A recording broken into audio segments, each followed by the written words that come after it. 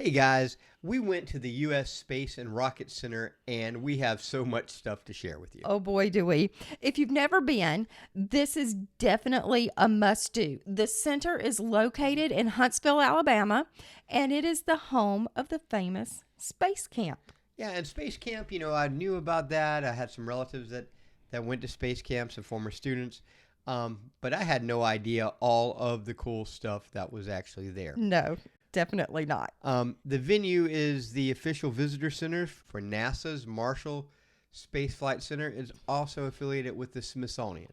Yeah, it is. But it's kind of its own thing at the same time. It's really cool to me. Now, this is not a cheap attraction. I'm saying that because we're so budget conscious. I just want you to know going in. It costs roughly about $60 for adults to visit the museum and the Saturn V Hall. That's both venues, okay? There are add-on experiences available as well, and, that's kind of up to you if you want to do those things. However, I have to say, this was worth more than the $60 we paid to enter.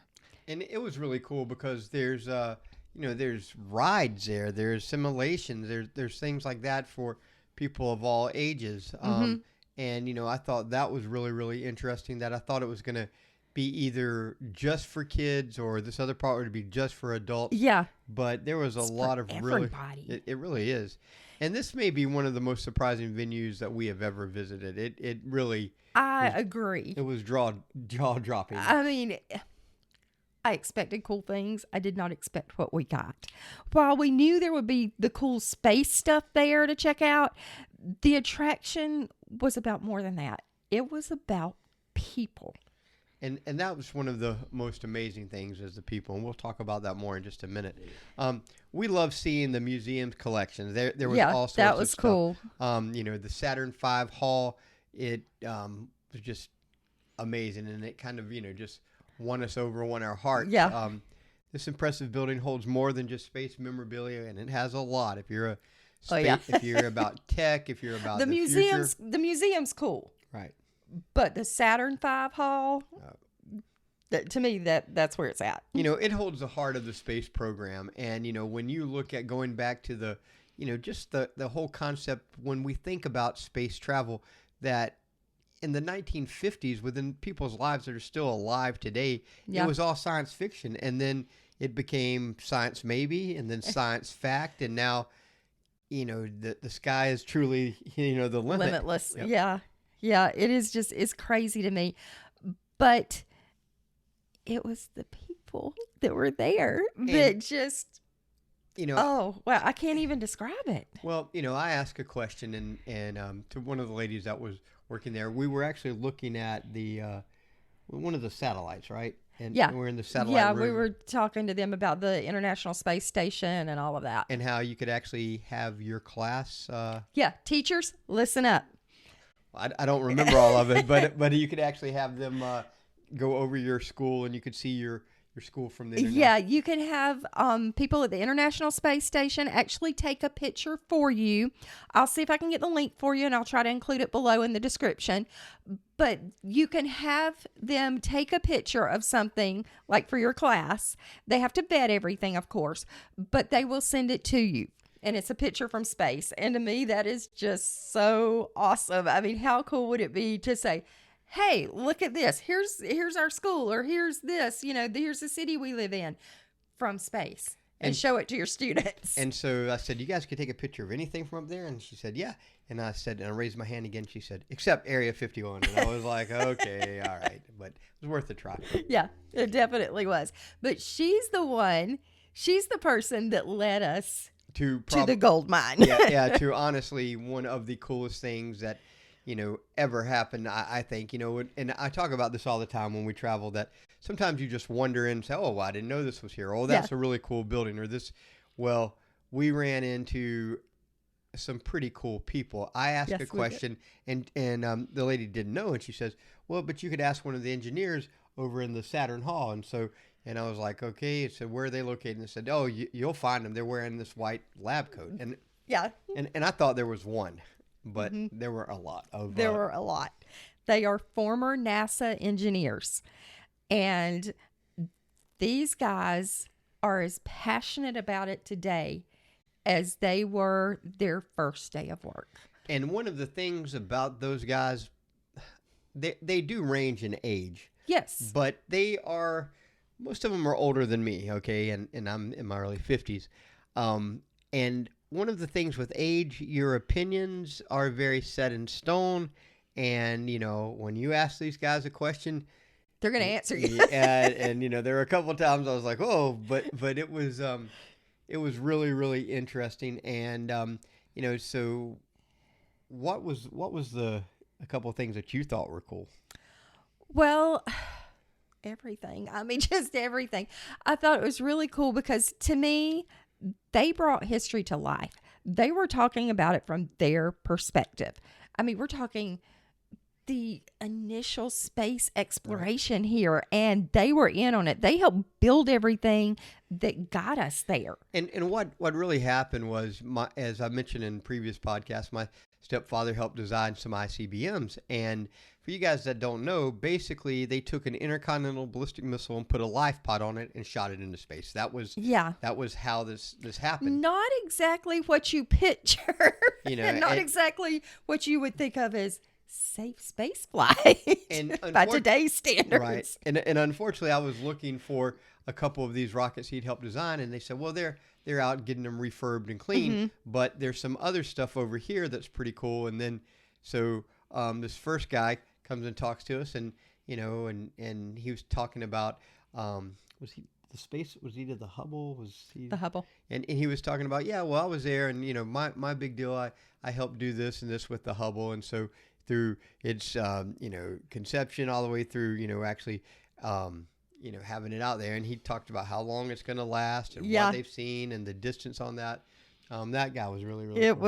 It was so crazy because he also mentioned that he worked at some bases where we think that your stepdad worked at one point. Absolutely. And so when we were like making all these connections, and it was just so and it was really cool because he said, oh, well, he probably would have been with the so-and-so at this base and the so-and-so at this base. And so I'm texting my mom and asking her, and she said, yeah, he was stationed there. And so these guys kind of, I guess, when you're talking about rocket scientists, I guess it's a very small group. But very tight-knit. Right. They seem to be, really close-knit family there, which I think is amazing. And I keep going back to the fact that these guys are so passionate still today about what they do. And these are people that actually help design. I mean, these guys are part of history. And, so many things like, when you go to different, things that, hey, you could have dinner with so-and-so, or you could meet so-and-so, or just, to have a picture made, sometimes it's $40 or $50 or $60. Well, these guys literally, they talked to us, between 3 or 4 of them talked to us for maybe 2 hours. Yeah. And it was, every one of them was so unique. They were like, hey, come here, come look at this. Hey, come look at this. We'll explain it. And every one of them was so interesting. And all with different things. We talked about everything from the early designs to, if we're going to, if we will ever have another shuttle program, or when we were going to get to Mars. And, one of the guys kind of hit me because they were a little older. He says, it probably won't happen in my lifetime, but, I know that I helped with it. And I was like, oh, man. I mean, just to think about that is incredible to me. And the fact that he saw the beginning and he sees what it can be in the future, And one of the coolest things is, for me being a history teacher, and, I love military history, and, Wernher von Braun, he helped design the V1 and V2 rockets that were used against the Allies. But after the war, and I mentioned something to one of the guys, I said about Operation Paperclip, and he said, oh, well, you know about that? And I was like, oh, yeah. And that's where we brought engineers over, and I said, so, there was something about Dr. von Braun I asked about, and he says, well, we have his desk on display upstairs. His office. So I go up there, and I'm like, oh, my God, that's so cool. Well, then another one of the engineers came up, and he says, oh, da-da-da. And I said, oh, man, this is so cool. I said, so did you follow up with his work, or how long after him did you come around? He said, look at that picture. And I look at him, and, You know, you add 50 years to this guy. He says, I was his personal assistant. Yes. And then one of the other guys said, oh, yeah, well, we all worked here. And, you know, these guys are in their 70s and 80s. Yes. And I'm like, so all of you guys did? And this one guy said, oh, I didn't. He says, and he said, yeah, he's a young guy. And he's like 65. And he was the guy that helped do the Hubble. And, but these guys, it was just so amazing to, you know, pieces of history I didn't know. For example, the coolest thing I found out, and I don't want to get into a history lesson, but von Braun, of course, was, you know, he was German, and he was forced to do this. And, you know, and what was happening, and they went back and actually got primary sources to show that there were some failures of the V1 rocket, and it wasn't reaching its potential, the V1 and the V2.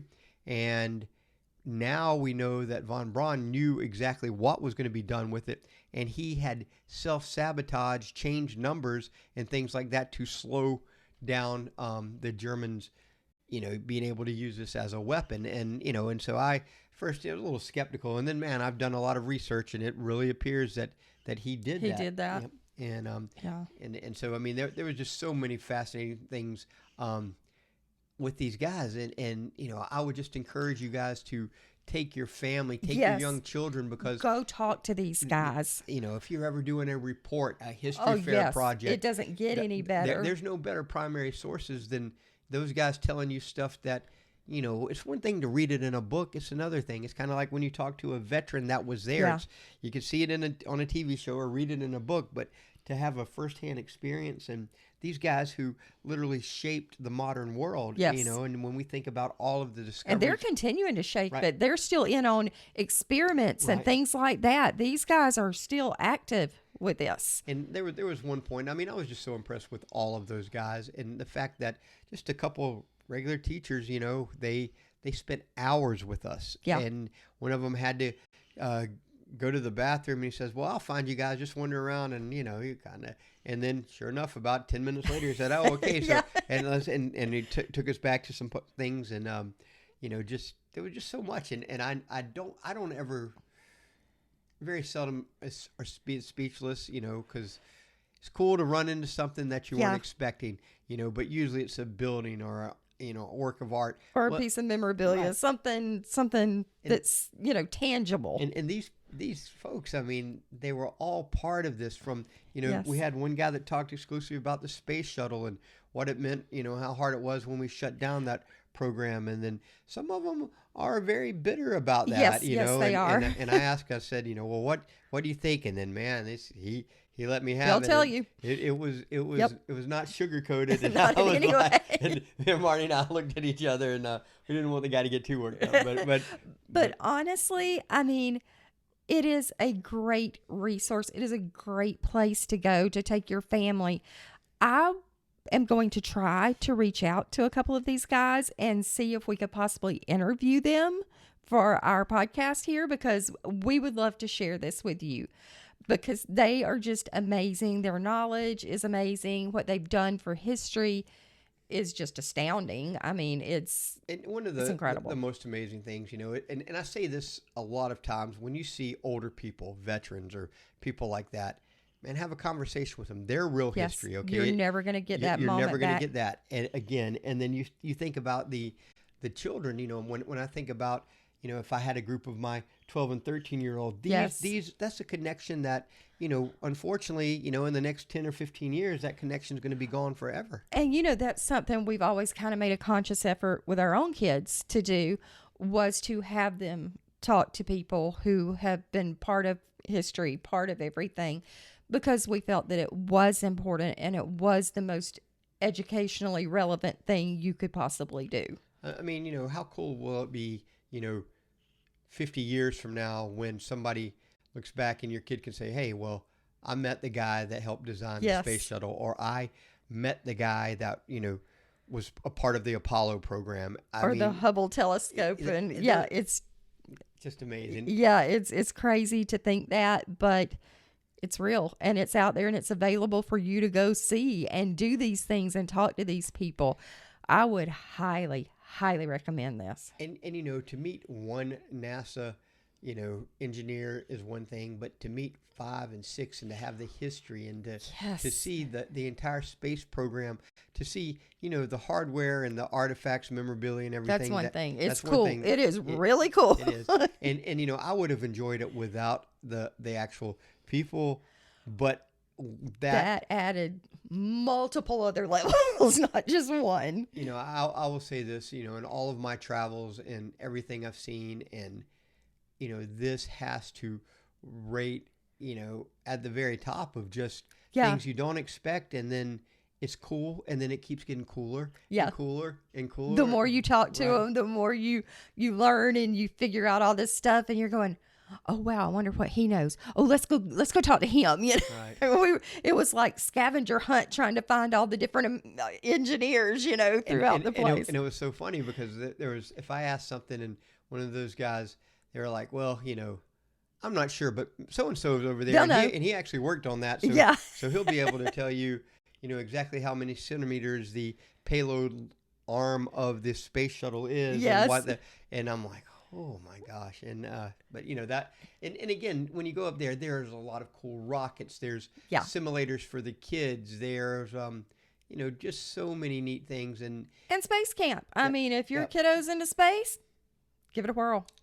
Oh yeah. Because it's a pretty awesome thing to do from what I've heard. It's kind of misleading because I never thought it was going to be that cool. I thought it'd be I didn't either. And you drive up and it's kind of unassuming. Oh, they've redone it now. They're opening up again Friday. Now, and there was something when we got there, it was like, well, it's kind of out here, and it's in Huntsville, Alabama. Yeah. So I mean, it's Is this it? And when we get there, I'm like, man, there's a bunch of cars. And then I think that, hey, well, here's this one spot. Well, no, that's just space camp. Where we're going is a little bit further down, and we look, and there are cars everywhere. Yeah. And it's adjacent to a military base, and so these guys, they have a huge amount of knowledge about not just space shuttles and this, but military technology. Yes. And for anybody that is a techie, a historian into space, any of those things, and I learned so much. Just they have this whole section where they have space toys and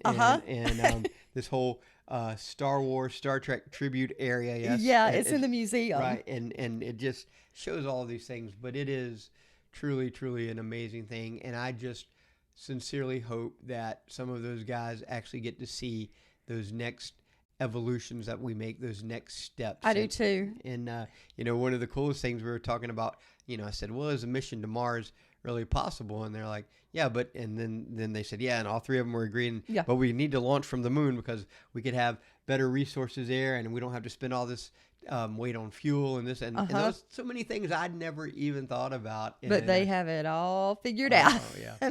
But this is something that I would definitely encourage you to do because we were blown away. It was so unexpected and so just, I don't know, rewarding. It was just one of the most amazing experiences of my life. I mean, to meet people that have been part of history, and I've been, with your grandfather who was on the Normandy invasion, and things like those things are amazing, and I'll always treasure them because these guys, they were part of this, but they weren't the head guy, that they weren't the astronaut. They helped but build it. But they helped make it. Right, and if it weren't for those guys, none of that would have happened. And just, it's, you've got to appreciate them for their roles and everything. Yes. And like I said, it's one of those things. And Marnie she's always a little more giddy than I am about. I love it. Yeah, she loves space. I love it. And, when we were at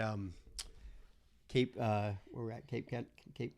yeah. Oh, when we were at Kennedy? Yeah, at Kennedy Space Center. It was like, yeah, that was really cool. We saw a rocket, and then we actually see what these rockets look like on the ground. And then, and then some of the rockets, when you look and you're like, holy crap, that thing is huge. Yeah. And how much, every one of those scientists could tell you how much fuel and what octane fuel it needs to be to break through this and this area into space. And like I said, truly fascinating. It really was.